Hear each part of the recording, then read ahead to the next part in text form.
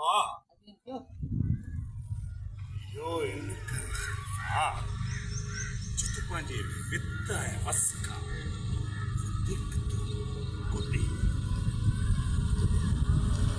अस्सलाम वालेकुम दोस्तों, तव्हांखे अपडेट ॾींदा हलूं। वॾी अपडेट शेयर कंदासीं हवेली ड्रामे जे हवाले सां। हवेली ड्रामे जा शौक़ीननि जो इंतज़ारु ख़त्म थियण वारो आहे। जी हाँ दोस्तों, हवेली ड्रामो सूमर खां स्टार्ट थियण वारो आहे। हाणे ॾिसो तव्हां, गुलाम हुसैन ड्रामे जी असां अपडेट ॾिनीसीं, गुलाम हुसैन ड्रामो अची वियो ऐं हाणे तव्हांखे अपडेट ॾेई रहिया आहियूं त सूमर खां पोइ जेको आहे यानी मंडे वारे ॾींहं खां पोइ हवेली ड्रामो स्टार्ट थी वेंदो। 47 एपिसोड 48 नंबरवार कुल एपिसोड हली वेंदा। इहो तव्हांखे ॿुधाईंदा हलूं दोस्तों।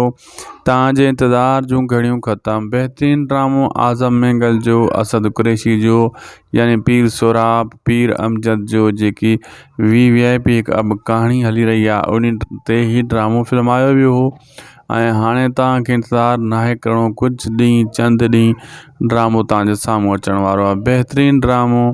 ऐं इन खां पोइ दोस्तों दुलाब जो बि इंतज़ारु आहे। तमामु जल्द दुलाब बि तव्हां ऐं असांजे साम्हूं हूंदो। तव्हांजो इंतज़ार जूं घड़ियूं ख़त्म। बसि दोस्तों कुझु ॾींहं इंतज़ारु कयो ऐं असां तव्हांखे इहो ॿुधाईंदासीं, इन वीडियो खे लाइक ऐं शेयर बि कंदा ऐं असांजे चैनल खे सब्सक्राइब बि कंदा। ख़ुशि हुजो, आबाद हुजो, अल्लाह हाफ़िज़।